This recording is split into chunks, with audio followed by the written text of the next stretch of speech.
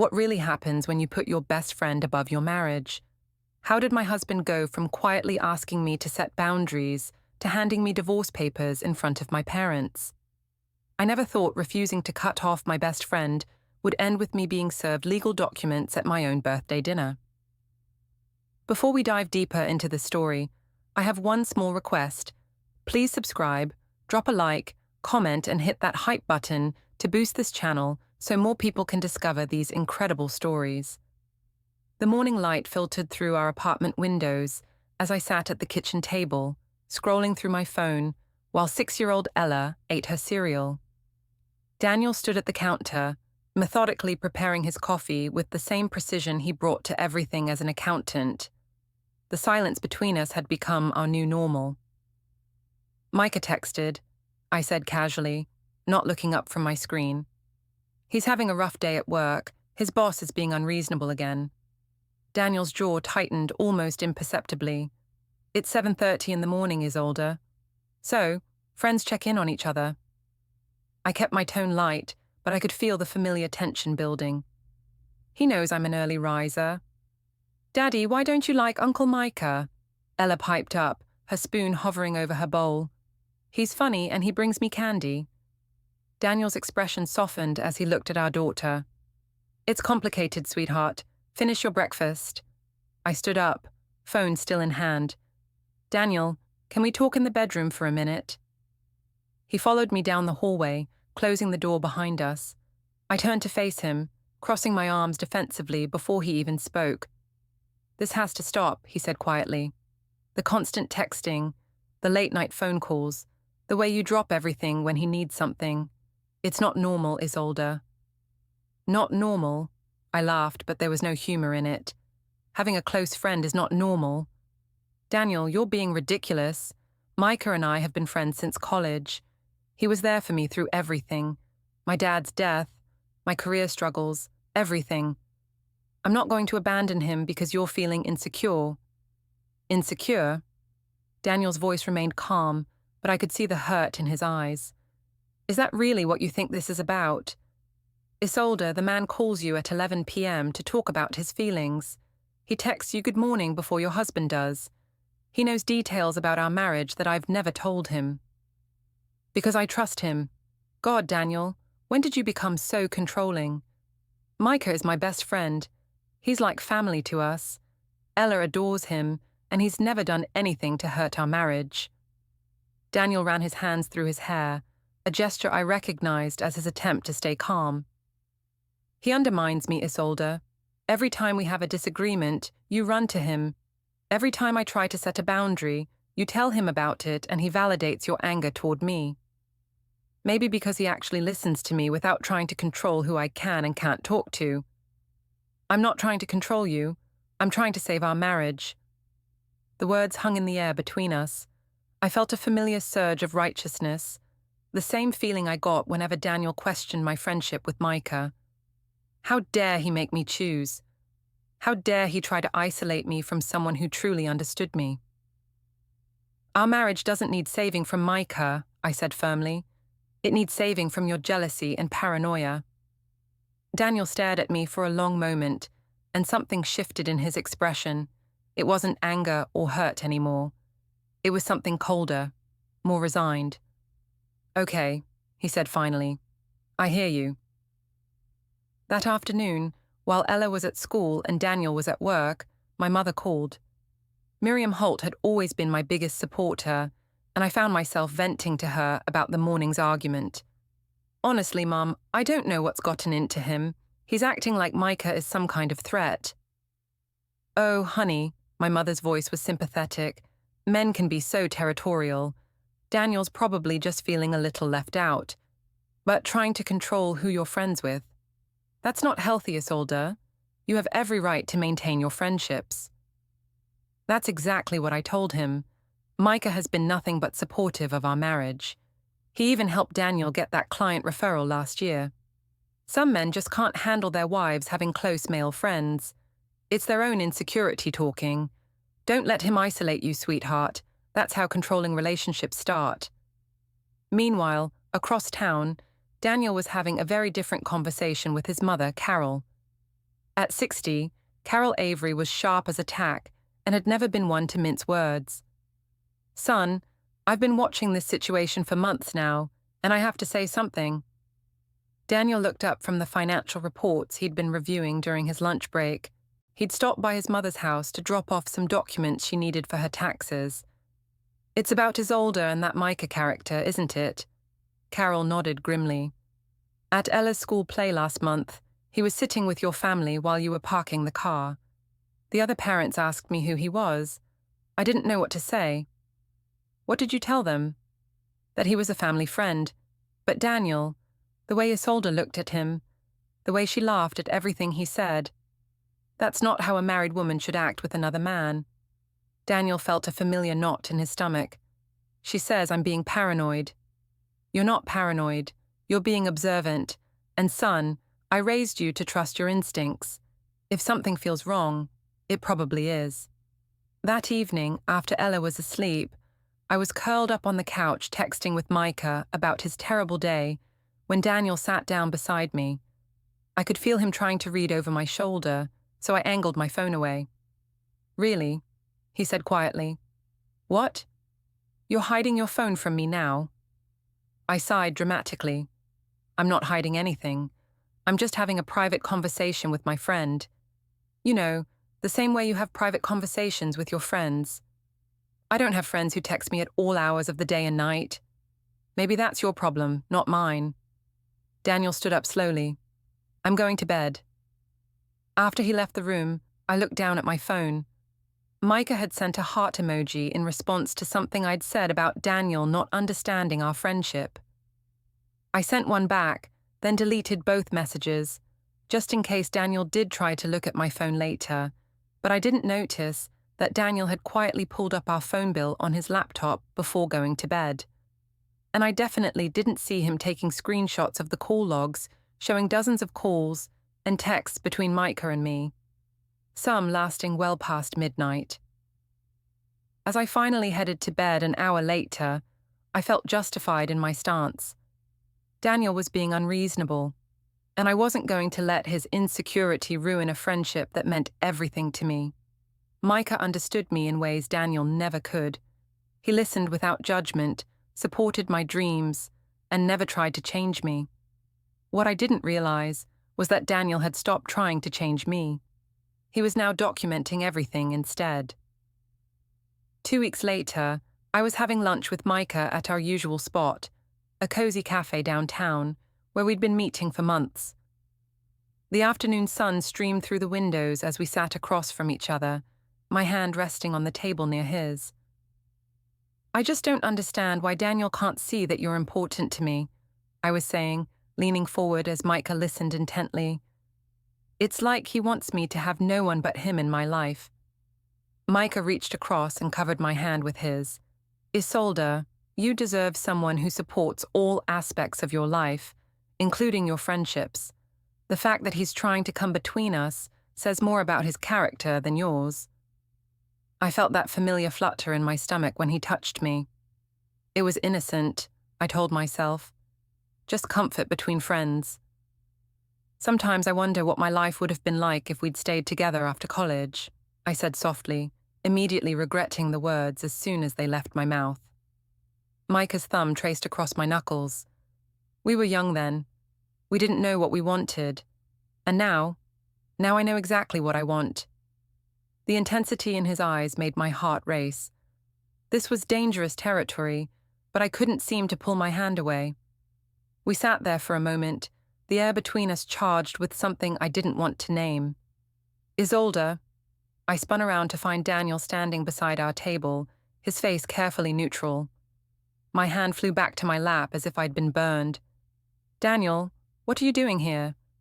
"I was in the neighborhood for a client meeting. Thought I'd surprise you and give you a ride home."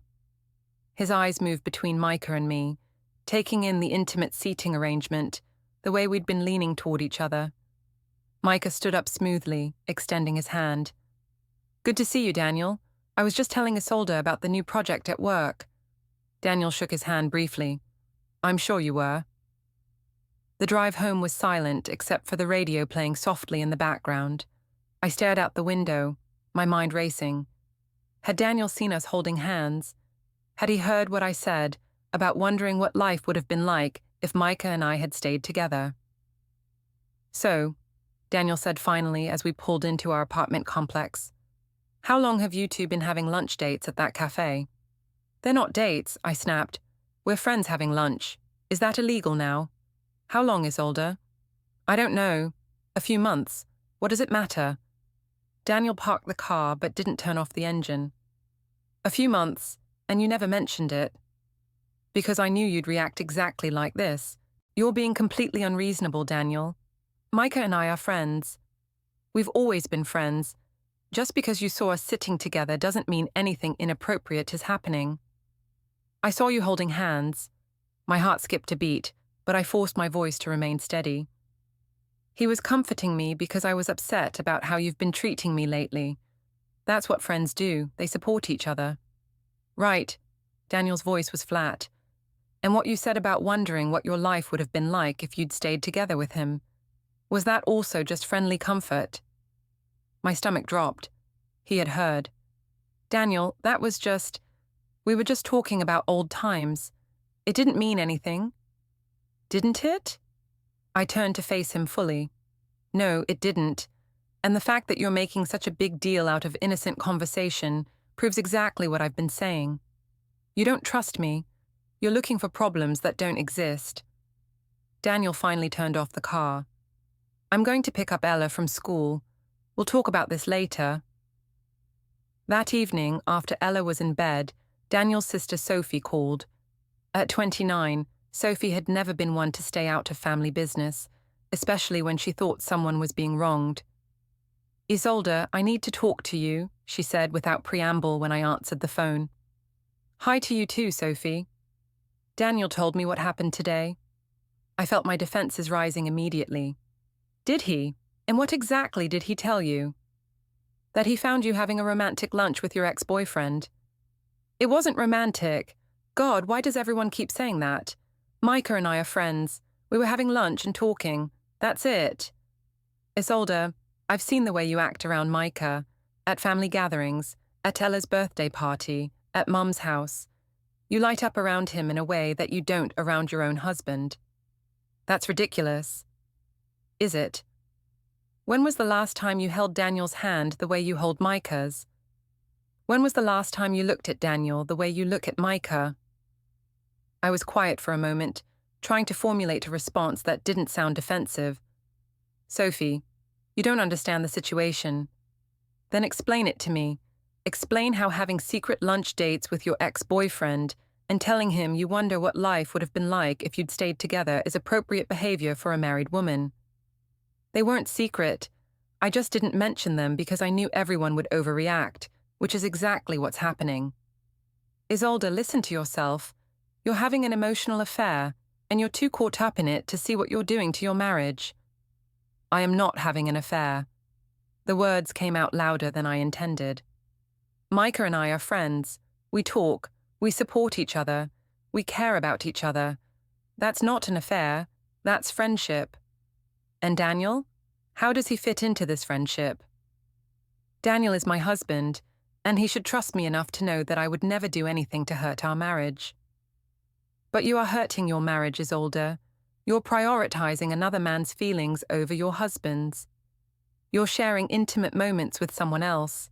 You're creating a relationship that excludes Daniel and makes him feel like an outsider in his own marriage."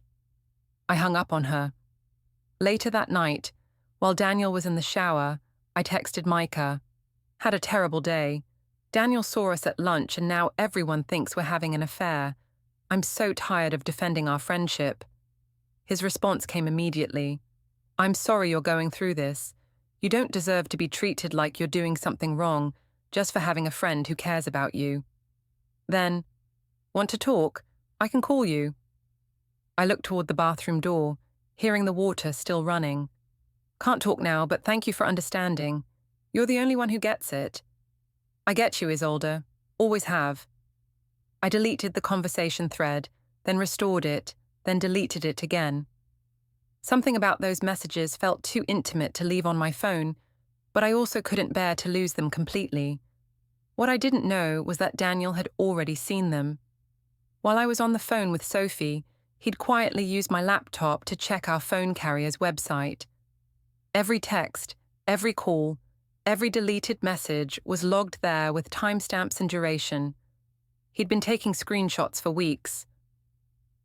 The next morning, Daniel left for work without saying goodbye. I told myself he was being childish, but deep down, I knew something fundamental had shifted between us. The way he looked at me, or rather, the way he didn't look at me, felt different. I texted Micah. "I think Daniel is planning something. He's acting strange." "What kind of strange?" "Too calm, too quiet. It's not like him." "Maybe he's finally accepting that he can't control who you're friends with." "Maybe."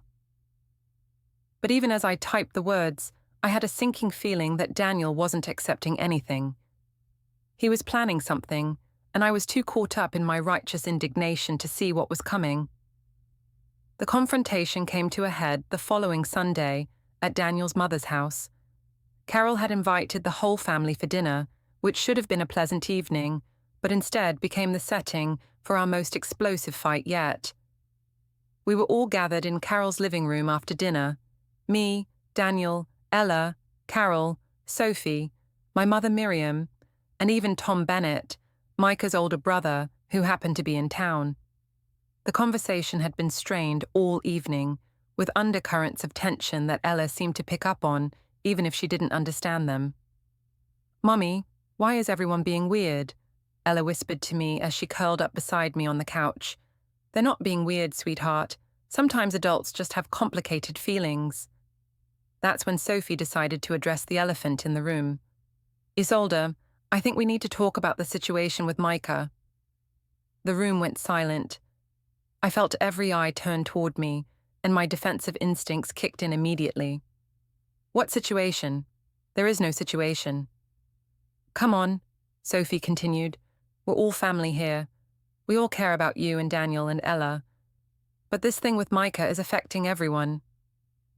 My mother, who had been quiet most of the evening, suddenly spoke up. "What thing?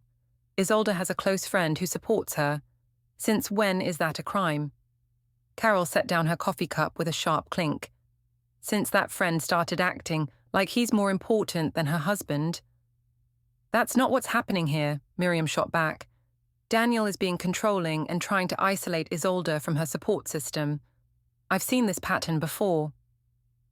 I felt a surge of gratitude toward my mother, but Daniel's voice cut through it. "Controlling?" He laughed, but there was no humor in it. "I asked my wife to set some boundaries with a man who calls her at all hours, takes her on secret lunch dates, and tells her she deserves better than me. How is that controlling?" "He doesn't tell me I deserve better than you," I protested. "Doesn't he?" Daniel pulled out his phone. "Should I read some of these text messages? The ones where he validates every complaint you have about me. The ones where he suggests that I don't appreciate you the way he does." My heart started racing. How did he have access to my messages? Tom Bennett, who had been uncomfortably silent through most of this, finally spoke up. "Look, I love my brother, but maybe some boundaries wouldn't be a bad idea. Micah has always had trouble respecting other people's relationships." "Tom!" I turned to him in shock. "How can you say that about your own brother?" "Because I know him, Isolde, and I know that look he gets when he wants something that belongs to someone else." Sophie nodded emphatically. "Exactly. And Isolde, you're so caught up in the attention and validation he gives you that you can't see what's happening to your marriage." "Nothing is happening to my marriage except that my husband is trying to control who I can and can't be friends with."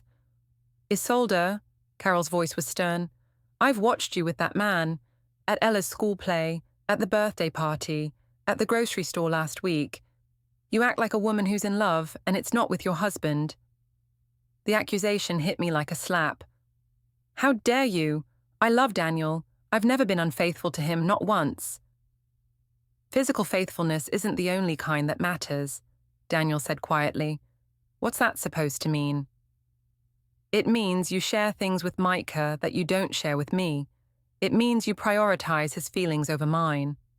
It means you've created an intimate relationship with another man and convinced yourself it's innocent because you haven't slept with him. That's not. I haven't. I struggled to find words, feeling attacked from all sides. Ella started crying. The raised voices and tension had finally overwhelmed her, and she buried her face in my shoulder.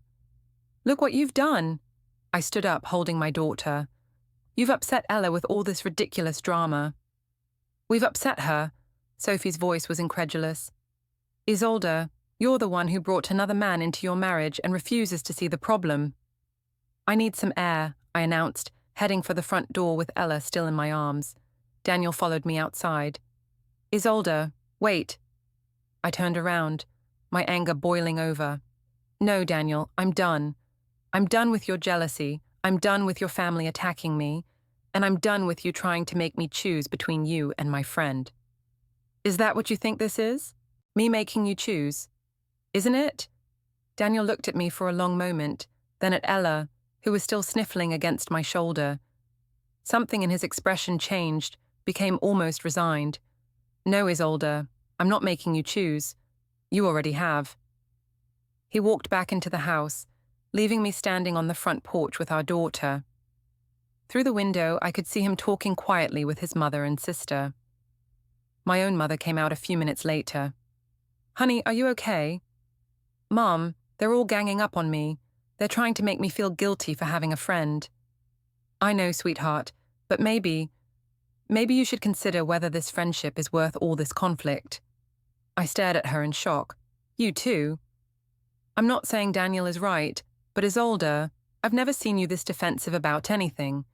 And that usually means there's something to be defensive about. That night, after we got home and put Ella to bed, Daniel and I barely spoke. He went to his office and closed the door, while I sat in the living room texting with Micah about the terrible evening. They're all against me, I typed. Even my own mother is starting to doubt me. I'm sorry you're going through this. It's not fair that they're making you the villain when all you've done is be a good friend. I feel so alone. You're not alone. I'm here. I know. Thank you for always being there for me. Always, Isolde, no matter what. I fell asleep on the couch that night, my phone clutched in my hand. When I woke up the next morning, Daniel was already gone. There was a note on the kitchen table saying he'd taken Ella to school and would be staying at his mother's house for a few days. The note was polite but distant, like something you'd leave for a roommate rather than your spouse. And for the first time, I felt a flicker of real fear about what I might be losing. But instead of examining that fear, I called Micah. Can you come over? I need someone to talk to. He was there within an hour. The next few days passed in a blur of justification and denial. With Daniel staying at his mother's house, I had the apartment to myself except for when Ella was home. Micah had been coming over more frequently, and I told myself it was just because I needed emotional support during this difficult time. We weren't doing anything wrong. We talked, we watched movies, we ordered takeout. Sometimes we sat closer together on the couch than we probably should have. And sometimes our conversations ventured into territory that made my heart race, but we weren't crossing any real lines. At least, that's what I kept telling myself. I was at work on Thursday morning, responding to Micah's good morning text, when my computer pinged with a new email. The sender was Daniel, and the subject line made my blood run cold. We need to talk, documentation attached. With trembling fingers, I opened the email. What I saw made me feel sick. It was a spreadsheet, a detailed, meticulously organized spreadsheet with columns for dates, times, duration of calls, number of texts, and locations. Every lunch date Micah and I had shared over the past 6 months was documented. Every late-night phone call was logged. Every time I'd claimed to be working late, but had actually been with Micah, was noted with timestamps and evidence. The email itself was brief and businesslike. Isolde, I think it's time we were honest about what's been happening. The attached documentation shows a pattern that goes far beyond friendship. I need you to tell me the truth about your relationship with Micah. All of it. We can discuss this civilly, or we can discuss it through lawyers. Your choice. Daniel. My hands were shaking as I stared at the screen. How had he gathered all this information? How long had he been watching and documenting everything? I immediately called him, but it went straight to voicemail. I tried again. Voicemail. I sent a text. Daniel, we need to talk about this email. Call me. No response. Instead, I found myself calling Micah. He knows, I said as soon as he answered. Daniel knows about our lunches, our calls, everything. What do you mean he knows? He sent me a spreadsheet, Micah. A fucking spreadsheet with every time we've talked or met for the past 6 months.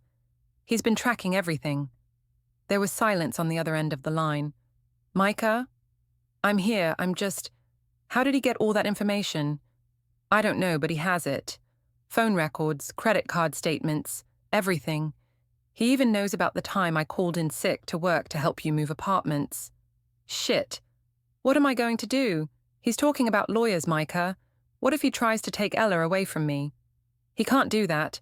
You haven't done anything wrong. Haven't I? The question hung in the air between us.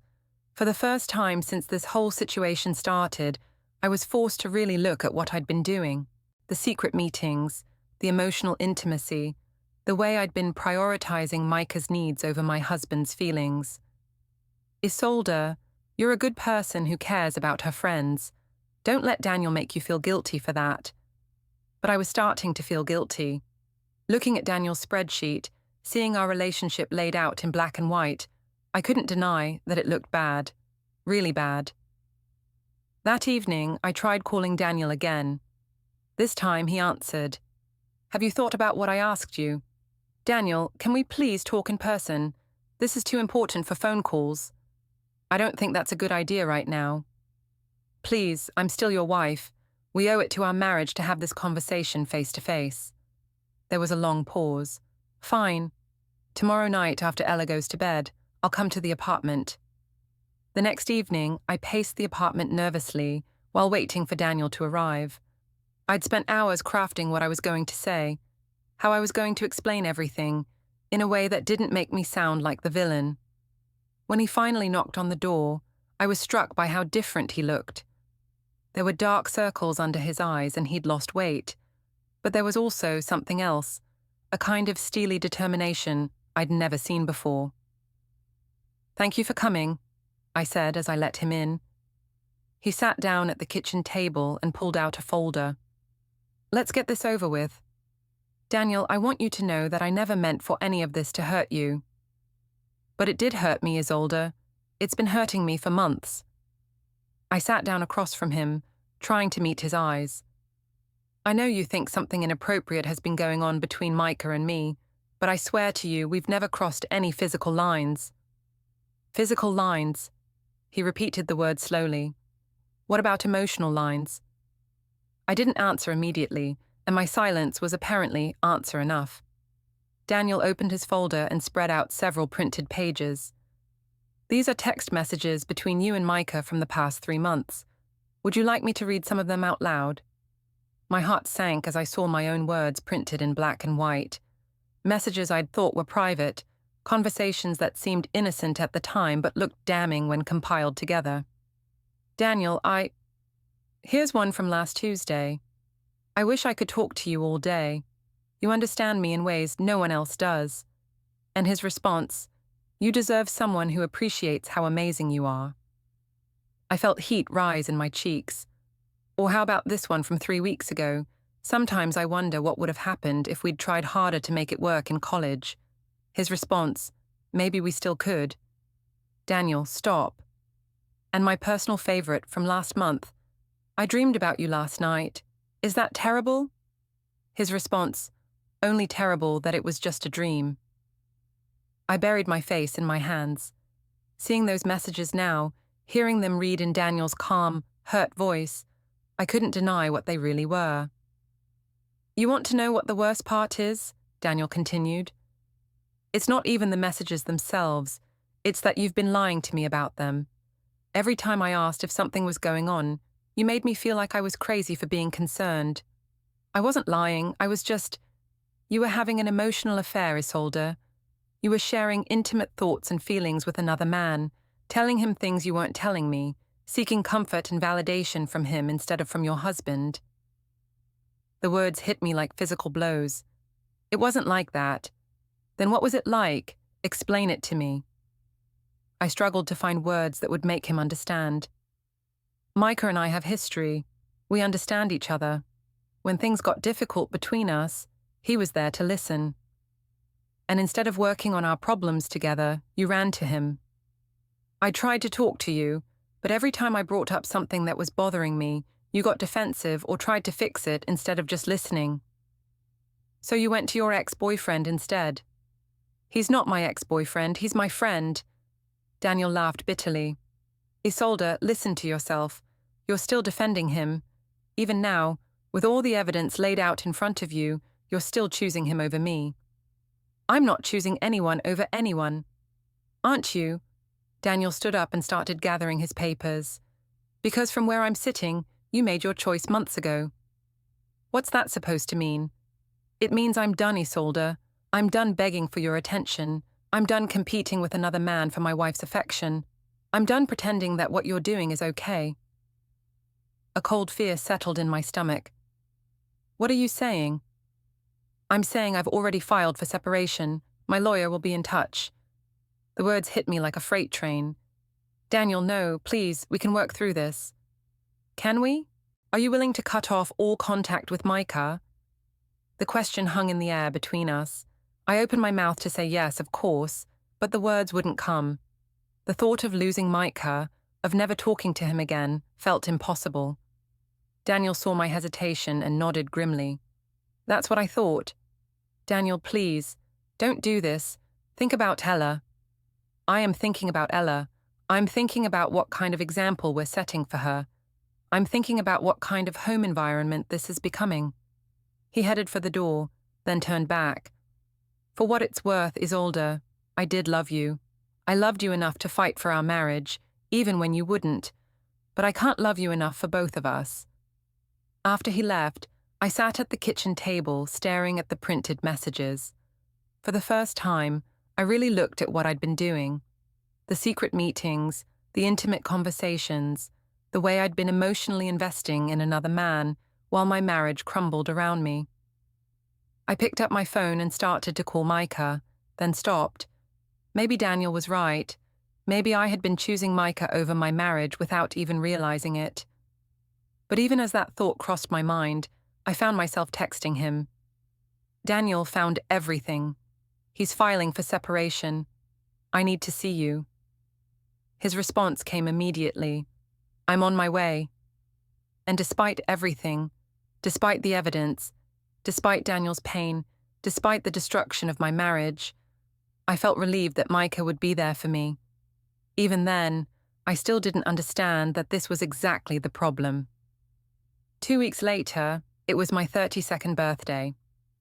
Despite everything that had happened with Daniel, I was determined to have a good celebration. I'd made reservations at my favorite restaurant and invited everyone important to me. My mother, a few close friends from work, Tom Bennett, and of course, Micah.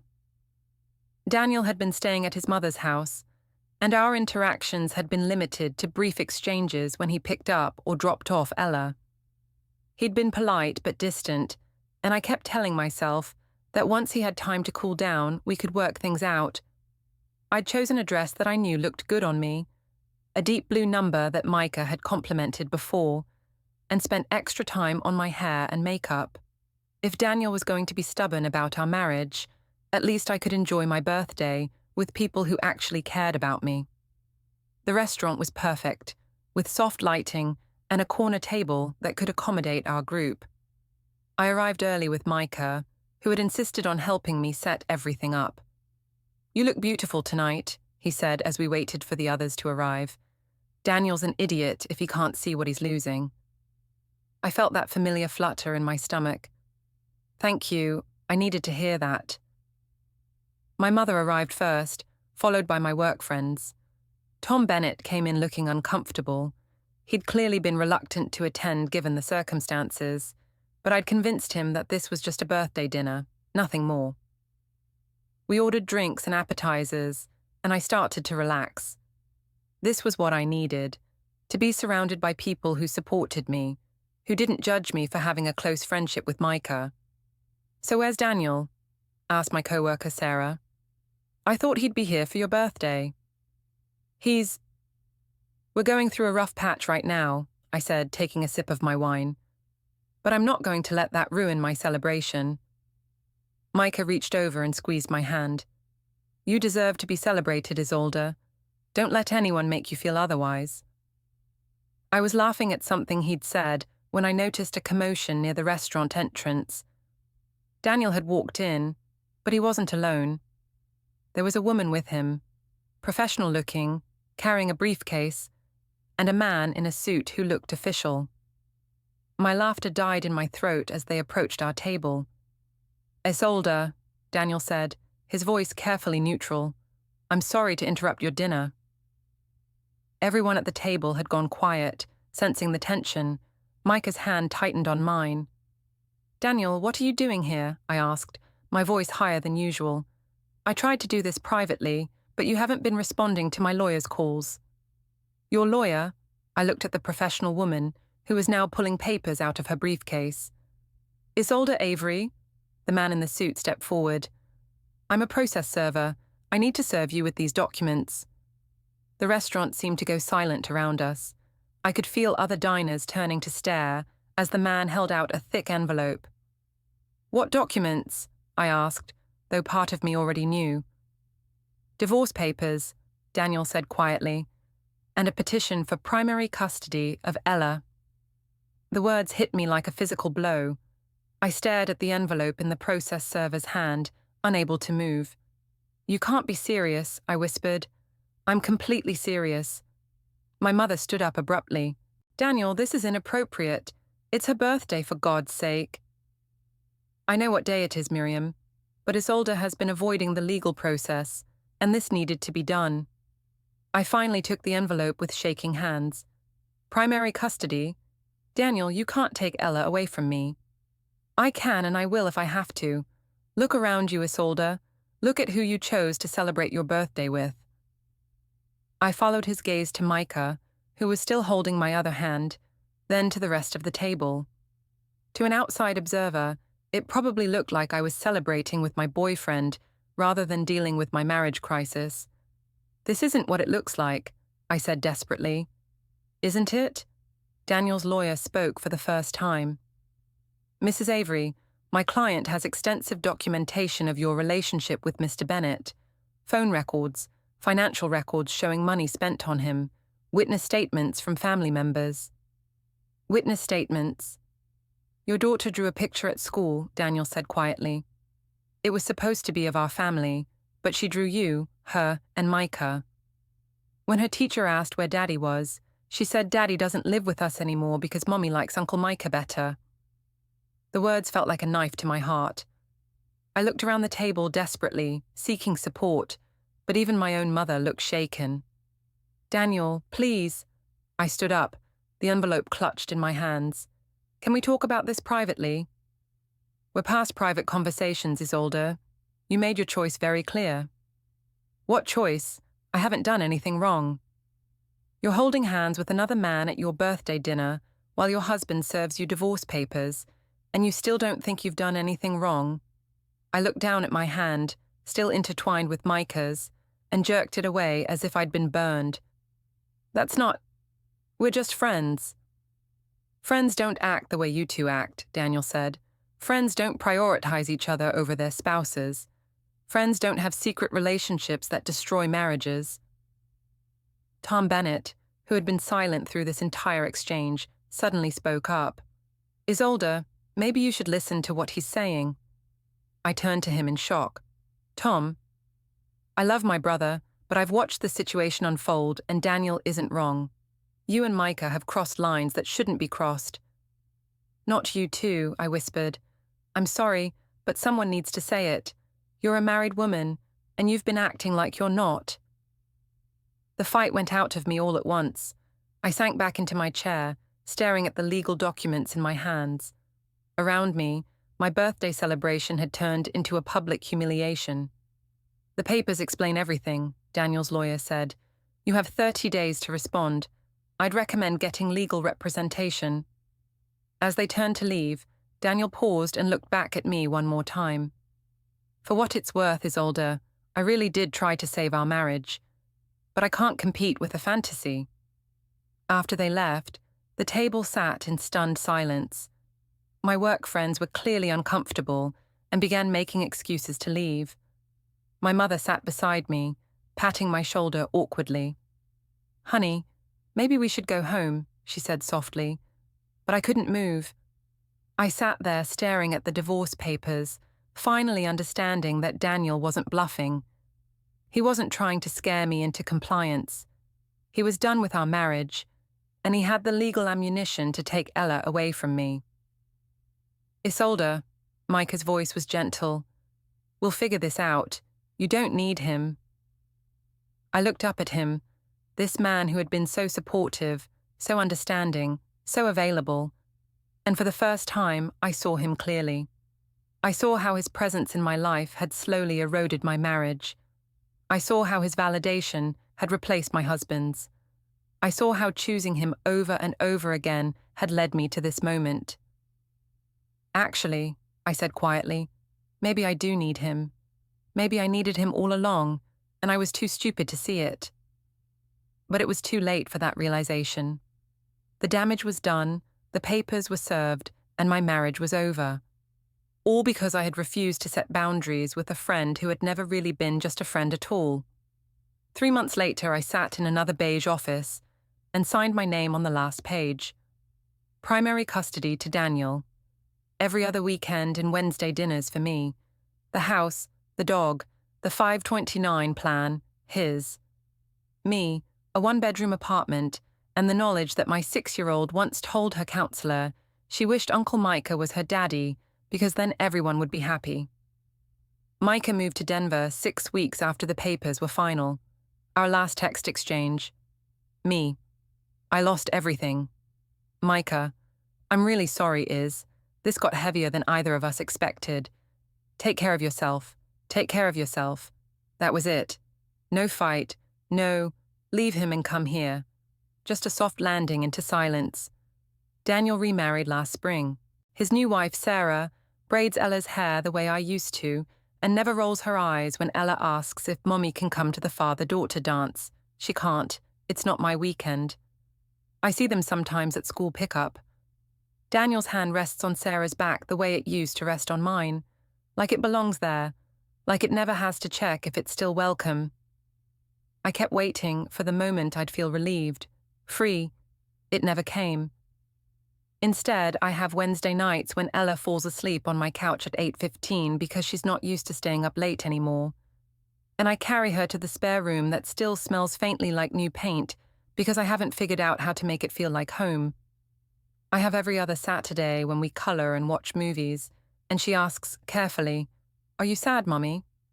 And I lie and say, "No, baby, I'm just tired." I have the rest of the weeks when my phone doesn't buzz with secrets anymore, and the quiet is louder than any fight Daniel and I ever had. I thought I was starving for attention. Turns out, I was starving the people who were already giving it to me. I refused to cut off my best friend to save my marriage. So my husband cut me off to save our daughter. He was right, and every time Ella calls Sarah's house home without thinking, I get to remember exactly why.